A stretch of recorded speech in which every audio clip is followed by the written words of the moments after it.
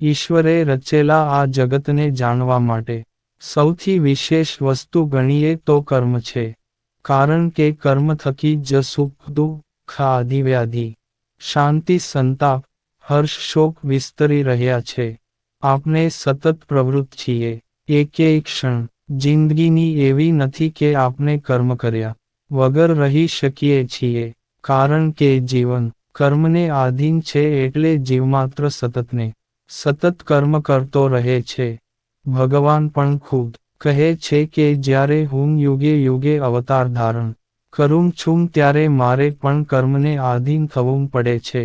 આપણે જે કંઈ કરીએ છીએ તે સમજી વિચારી કરીએ છીએ, પરંતુ કર્મ ગમે તેટલું સમજી વિચારી કરીએ તો પણ કર્મબંધનથી બંધાઈ જઈએ જ છીએ. માટે જ શાસ્ત્રો કહે છે, કર્મની ગતિ ન્યારી છે વળી વેદો ગાય છે.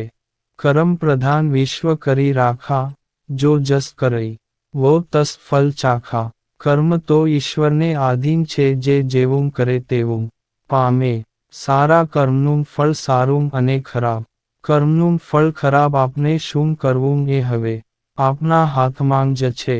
સવારથી ઉઠીને માણસ કર્મ કરતો થઈ જાય છે. સવારે ઉઠીને રોજનું નિત્યકર્મ નાહવું, પૂજાપાઠ, ચા નાસ્તો સેવા પૂજા વગેરે, તે સાંજે સૂવા સુધી પણ આ કર્મ પાછળ આપની કઈ ભાવનાઓ જોડાયેલી છે તે અનુસાર ફળ મળે છે.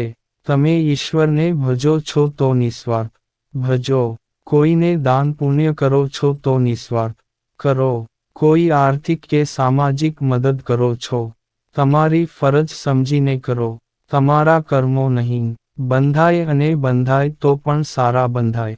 આ બધું કરવા પાછળ આપની કેવી ભાવનાઓ છે તે પ્રમાણે ફળ મળે છે.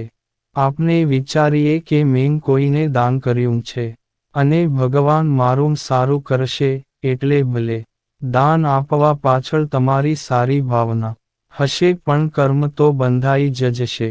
આથી જ ભગવાને ગીતામાં કહેલું છે કે કર્મ કરવું દરેક માણસનો અધિકાર છે પણ ફળ પ્રાપ્તિની ભાવનામાં નહીં. કારણ કે આમાં તમારી ની સ્વાર્થ વૃત્તિ નથી. કંઈક મેળવવા માટે કર્મ કરીએ છીએ માટે કર્મથી બંધાઈએ છીએ, જે મોક્ષનો માર્ગ નથી. કર્મનો સિદ્ધાંત એ છે કે આપણે જે કર્મ કરીએ તેનું સારું કે નરસું ફળ આપણને મળીને જ રહેવાનું છે તો પછી તેની મહેચ્છા કે આકાંક્ષામાં શા માટે જીવવું. કર્મ એ બંધન જરૂર છે પણ નિસ્વાર્થતાથી કરેલું કર્મ કદાપી બંધન નથી. બીજાને ગમે તે મદદ કરો પણ પોતાની ફરજ સમજીને કરો. આ વિશ્વમાં જે કંઈ ઈશ્વરે મને આપ્યું છે તે મારું એકલાનું નથી બધાનું છે એવો દૃષ્ટિકોણ રાખીએ અને જીવીએ તો સારું જ પરિણામ મળશે. સાત્વિક જીવનના કર્મો સારા ફળ આપે છે અને સુખ આપે છે જ્યારે ખરાબ કર્મો જેવા કે બીજાનું લૂંટી લેવું, બીજાને શારીરિક માનસિક દુઃખ આપવું, હેરાન કરવા આવા કુકર્મો દુઃખદાયી છે. આપને શું કરવું આપણે વિચારવાનું છે. જન્મોજન્મ કર્મના બંધન ચાલ્યા જ કરે છે. જ્યારે ની સ્વાર્થતા આવે છે ત્યારે જ મુક્તનો માર્ગ મળે છે.